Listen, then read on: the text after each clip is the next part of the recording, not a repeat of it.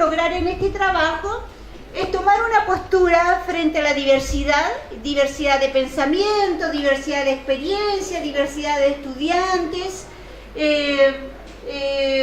y cómo esta diversidad va a contribuir al desarrollo de los procesos de enseñanza-aprendizaje.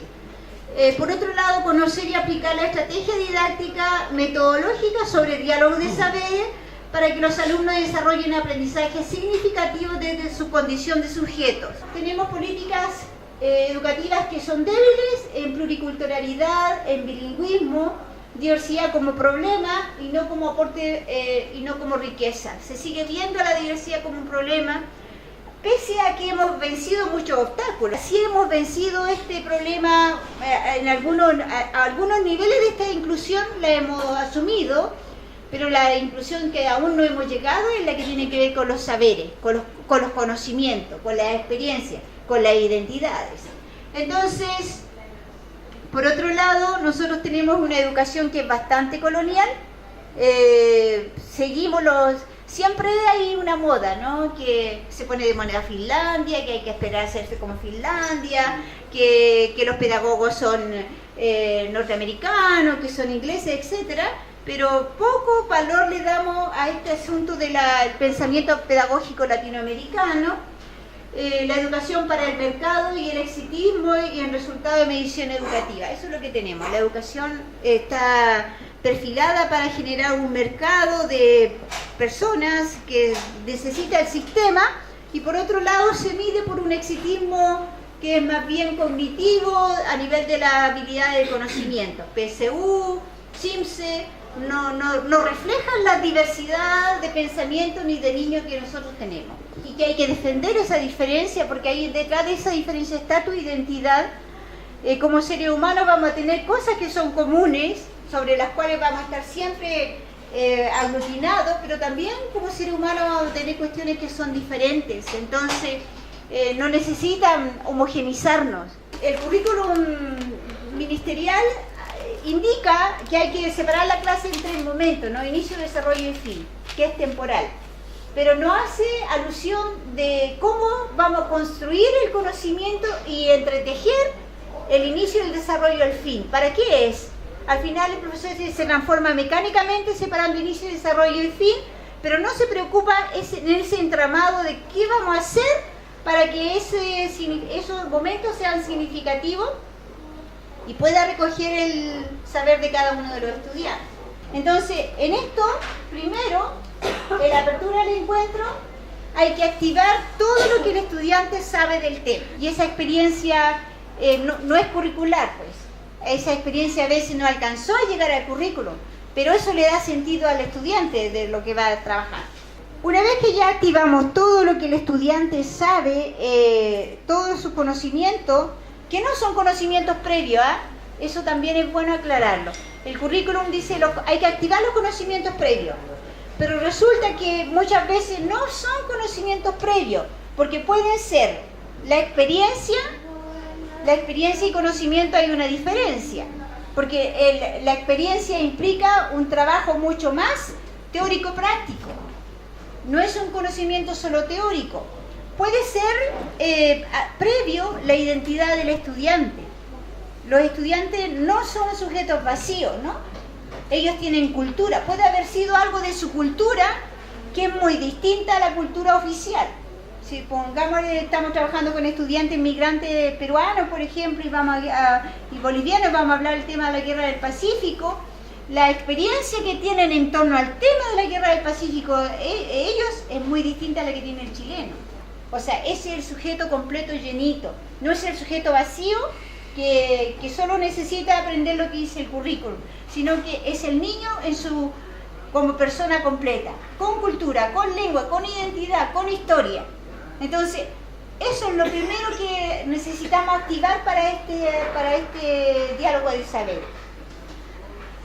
Luego entramos a la segunda, que es el diálogo de saberes. En esto, ustedes dan a conocer todo lo que quieren que el niño, lo nuevo que desean que el estudiante quiera aprender, lo nuevo que ellos necesitan aprender. Todo el conocimiento del currículo lo pongo en este segundo momento. En el primer momento la experiencia del estudiante completo, en el segundo momento lo que el currículum dice, y yo lo hago dialogar en torno a eso. Por eso el diálogo de saberes, porque está dialogando, en este caso, estoy poniendo el ejemplo, el currículum nacional con lo que los estudiantes están diciendo. Y los estudiantes están cuestionando, por un lado, lo que ellos dijeron, pero también pueden cuestionar lo oficial. En ese sentido es mucho más, es crítico, y obviamente te permite una negociación, incluso de lo que el mismo currículum dice. Porque si el tema, supónganse que el tema fuera dentro de los ejemplos, por ejemplo ya la Guerra del Pacífico, los estudiantes al entender otras maneras de procesar el tema de la Guerra del Pacífico desde los bolivianos, desde los peruanos, vamos a tener nosotros que en realidad ese hecho histórico que es tan emblemático para Chile es un hecho que tal vez implicó el sacrificio de cientos y cientos de ciudadanos, tanto de Chile como de otros países, y que al final los logros que hubo de eso no fueron los más significativos para los grupos, distintos grupos que están sentados en la mesa. ¿Y de qué se trata la historia? Se trata de volver a pensarla, ¿no? No se trata de memorizar la fecha, sino para qué sirve la historia en el contexto del saber y el aprendizaje del ser humano. Entonces, hicimos el diálogo, luego que pasamos el diálogo vamos a la otra etapa, que es, vamos a volver a la atención a lo aprendido, sería el momento didáctico, y una sección que nos permita conducir al estudiante qué aprendimos hoy día. Mirar, yo sabía esto, pero mi compañero sabía eso, y luego el profesor me indicó esto. Entonces el conocimiento se construye a partir de las opiniones de los diferentes que están ahí sentados. Entonces ya no es un conocimiento memorístico, sino un conocimiento que lo hicimos a partir del diálogo y de escucharnos, de valorarnos, de respetarnos, etcétera. Y eso sí se vuelve como más transformador. Entonces, presentar una síntesis que propicie que el alumno reflexione sobre lo aprendido, propiciar que el alumno reconozca que ha incorporado un nuevo conocimiento, ellos no lo sabían, pero lo lograron aprender, introducir a la reflexión sobre la relación entre los saberes, su carácter complementario, antagónico o parcial.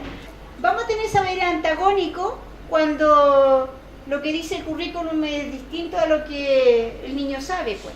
O sea, el tema de la Araucanía, por ejemplo, la pacificación de la Araucanía, lo que dice el currículum, y para el estudiante no fue pacificación, sino que fue los niños que tienen más memoria, no para todo, pero saben de que eso no fue así, pues que fue más bien una matanza, una ocupación del territorio. Entonces ahí hay antagónico, porque un saber no es complementario a otro, sino que está mirado de diferentes perspectivas y por razones históricas. Y ahí uno puede cuestionar, o sea, en realidad la historia depende de quien la escriba, ¿no?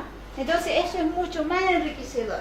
Finalmente, son 4 momentos, este es el cuarto, y dado que el conocimiento no acaba, porque se está construyendo, se pueden plantear nuevas preguntas, nuevas hipótesis, nuevas interrogantes.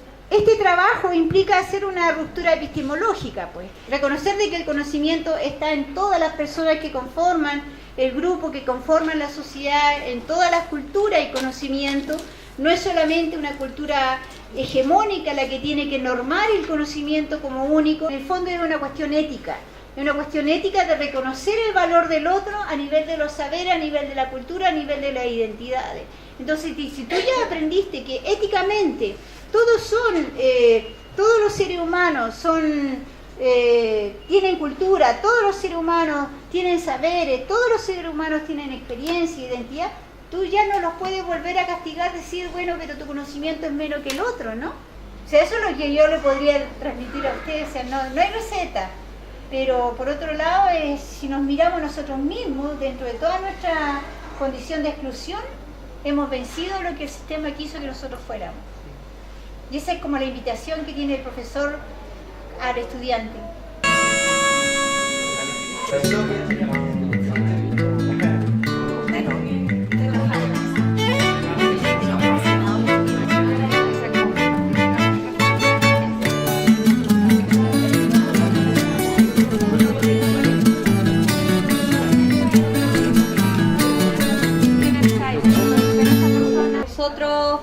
damos una clase en relación al bienestar psicológico que estamos trabajando en segundo medio.